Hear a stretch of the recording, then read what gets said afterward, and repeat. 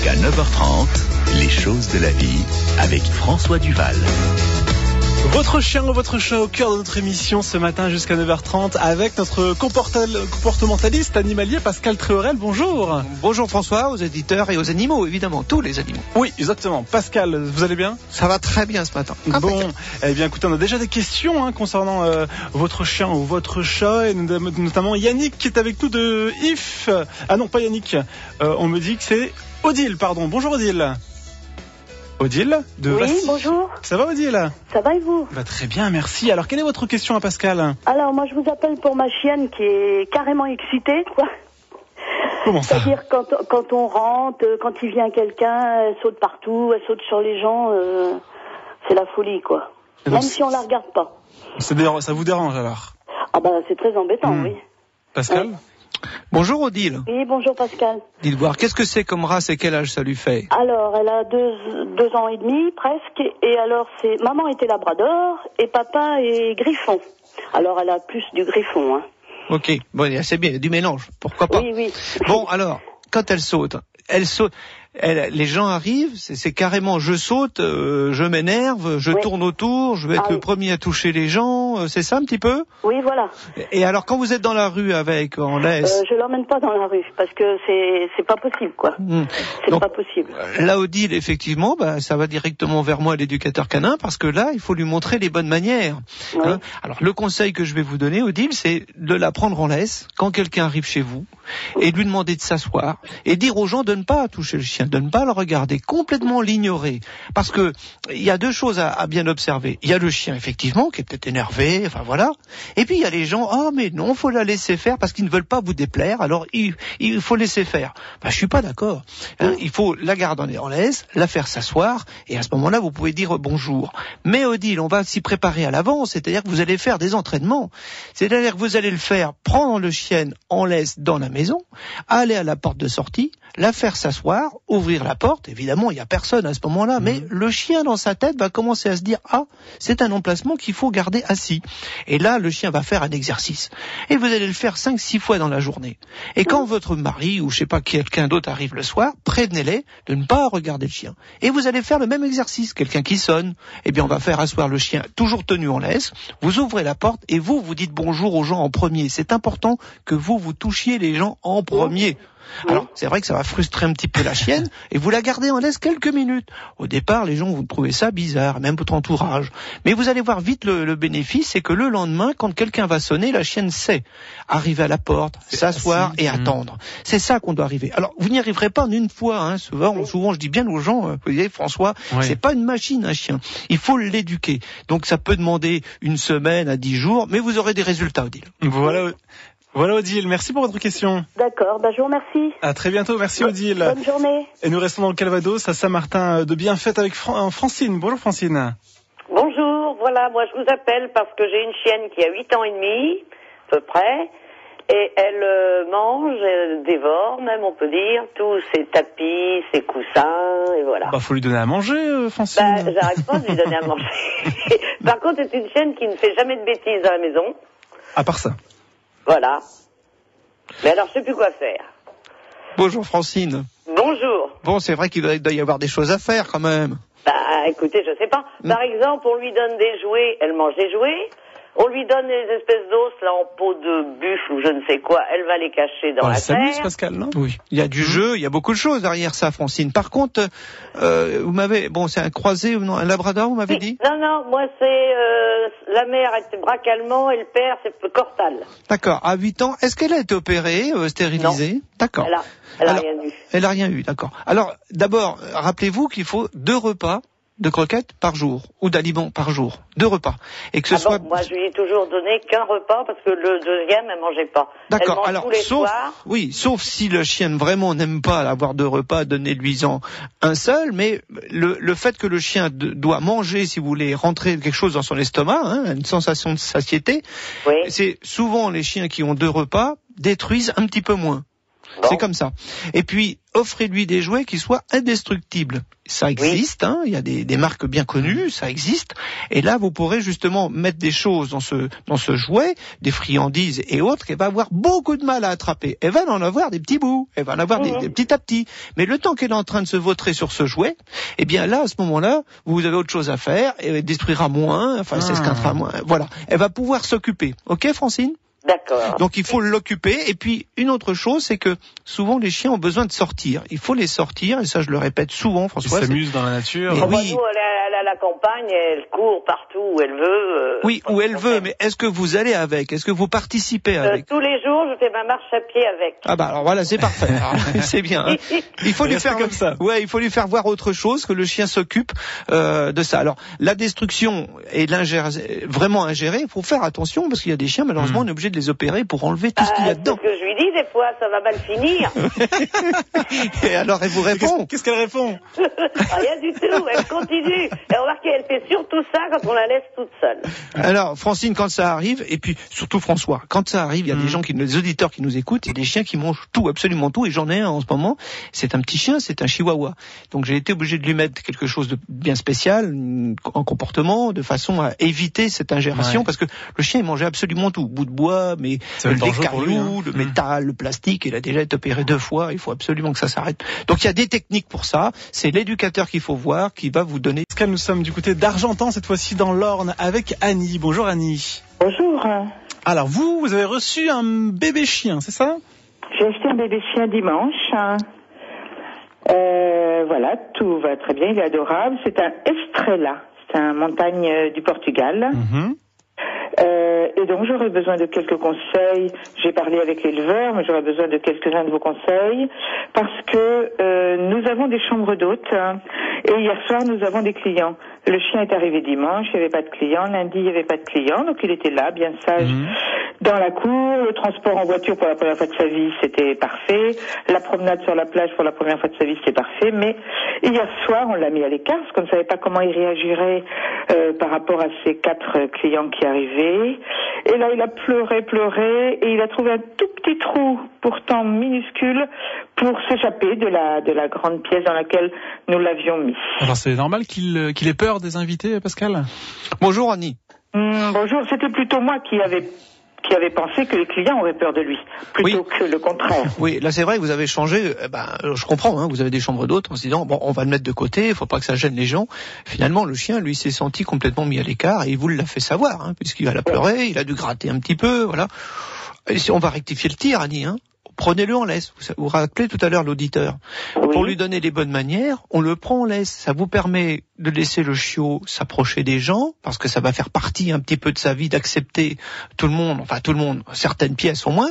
Donc, prenez-le en laisse dans ces pièces-là pour l'instant quand les nouvelles venues arrivent, et là vous allez pouvoir l'éduquer. S'il veut sauter, vous lui dites non. Puis en même temps, aux gens, dites-leur, vous savez, je suis en pleine phase d'éducation canine. Je souhaiterais que vous ne les touchiez pas trop, parce qu'autrement il va s'y croire, il va sauter, ça va être difficile. Et puis ça va devenir un grand chien, donc voilà quoi, il vaut mieux prendre un peu de distance. Alors, ce que je vais faire, Annie, c'est que je vais vous offrir un cours de socialisation pour chiots. Vous allez pouvoir venir à l'école du chiot avec moi à Desmouville, et là on pourra faire connaissance, et je vous expliquerai suffisamment de choses, parce que votre cas, c'est pas qu'il est particulier, mais il faut quand même, tout le monde ne reçoit pas du monde sans arrêt à la maison comme vous, les chambres d'hôtes.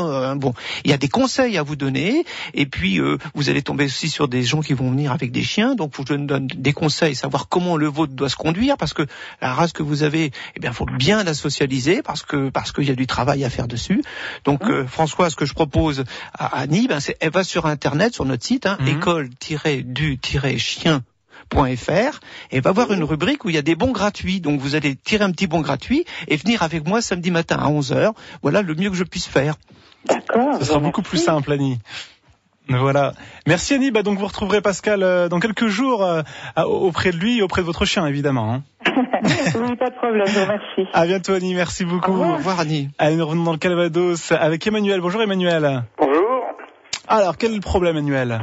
Alors moi j'ai un dog des Canarios croisé avec un berger allemand. Il a 18 mois. Il fait ses crottes la nuit. C'est-à-dire que je suis obligé de laisser la porte ouverte dans la cour pour qu'il fasse ses crottes. Je le sors régulièrement, mais Il choisit tout le temps la nuit pour faire ses besoins, c'est ça? Ouais. Pascal? Oui. Eh bien, bonjour Emmanuel. Bonjour. Bon, dites voir, à quel endroit il est fait dans la maison? Il fait pas dans la maison, il fait dans la cour. Dans la nuit, vous dites, hein? Oui, oui. Alors, bah oui, mais où voulez-vous qu'il aille d'autre, puisque la porte est ouverte?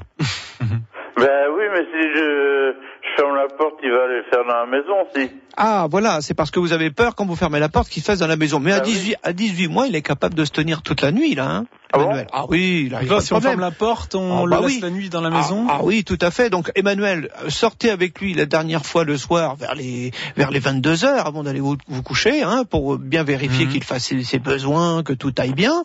Et puis, si vous avez peur qu'il fasse même pipi, enlevez-lui l'eau vers les 20h30 le soir. Hein, là, c'est plus un chiot, donc on peut le faire. Et puis, la nuit, normalement, il doit se retenir.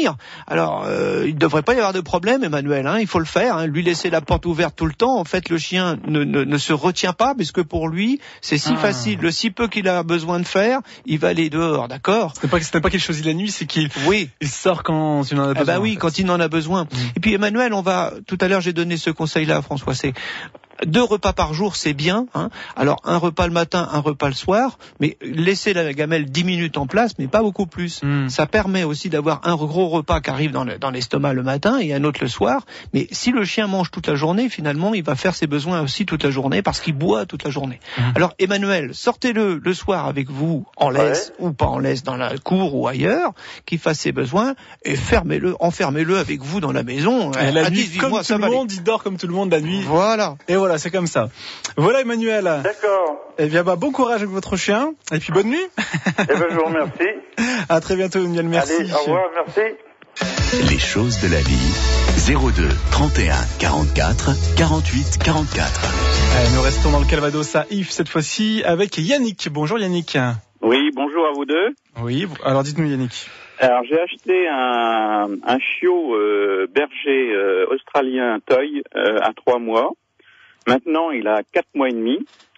Il a commencé à faire à la maison ses besoins dans la maison. Et depuis on est en travaux, donc on vit dans le camping-car. Et dans le camping-car, il a tendance à demander, il regarde le manteau, il couine à la porte pour qu'on le sorte.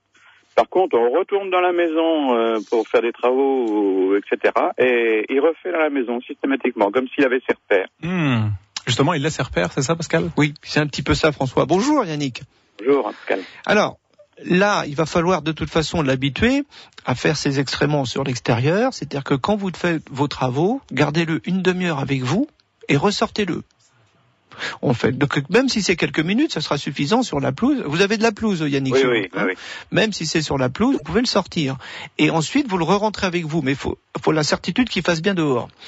Deuxième chose, c'est que souvent, quand on nettoie, on utilise de type d'eau de javel, choses comme ça. Ça n'est pas forcément bon pour le chien parce que ça va lui rappeler son odeur. Enfin, l'ammoniac, tout ça se fixe ensemble, hein, et ça va lui rappeler l'odeur et il fera souvent au même endroit. Justement, on vous a écouté depuis longtemps et on le fait pas et on l'écarte un peu quand on nettoie aussi, mais... Alors, c'est encore un chiot, et à 4 mois et demi, il n'y a absolument rien de dramatique. On considère... C'est pour ça que j'allais vous demander, quand est-ce qu'il faut commencer à lui demander certaines choses Allez-y, tout petit, dès 2 mois. Hein. Moi, mes chiots, quand je les ai dès le départ, c'est tout petit. Mais un chiot est véritablement pas propre quand il a 7 mois, par exemple. 6, 7 mois, voire 8 mois. Donc là, le vôtre, il n'y a aucun problème. 4 mois et demi, ça ne me dérange en rien.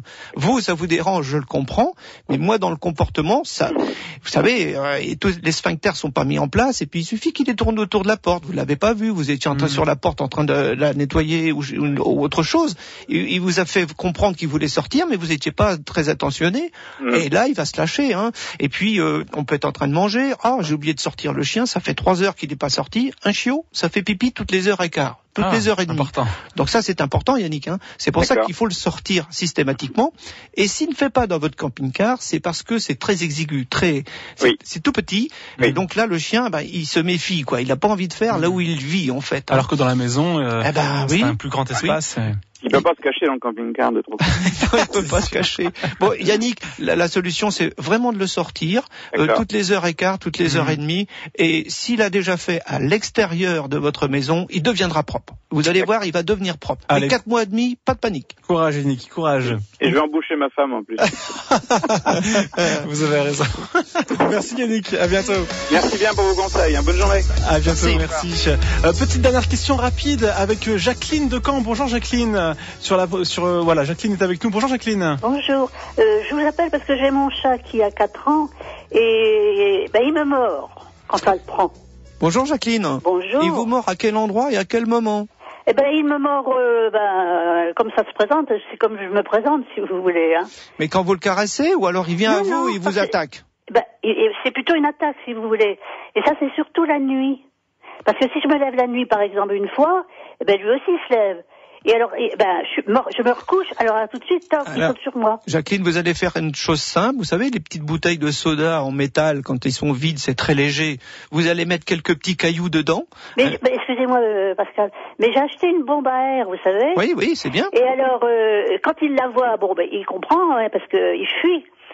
Et puis il se cache. Oui, mais il la voit, cette bombe à air. Alors que la petite boîte, il va pas la voir, vous allez suffisamment bien cachée dans votre main. Et quand vous allez laisser tomber la boîte à côté de lui ou sur lui, parce que c'est pas très lourd, mettez pas des gros cailloux dedans, Jacqueline, quelque chose de léger, Et là, le chien, après, il va se demander quand est-ce que ça me tombe dessus. Vous voyez, le réflexe, on va lui demander un réflexe précédent, pas oui, juste mais là, avant. vous savez, avec la bombe, quand ça sort de l'air, il la voit et puis il comprend. Et il a peur qu'il s'en va. Eh bien, testez cette canette. J'ai pas toujours le temps de l'attraper. Non, mais justement, souvent ils le font au même moment et au même endroit. Souvent ils vous attaquent c'est une entrée de maison ou l'entrée de l'appartement, l'entrée de la chambre. Alors là, n'hésitez pas, prenez peut-être pas la bombe d'air, mais là justement la petite canette et après raisonnablement lancez-lui cette canette dessus et vous allez voir, ça va se calmer, Jacqueline. Parce qu'autrement il est très fusionnel, mais. J'imagine.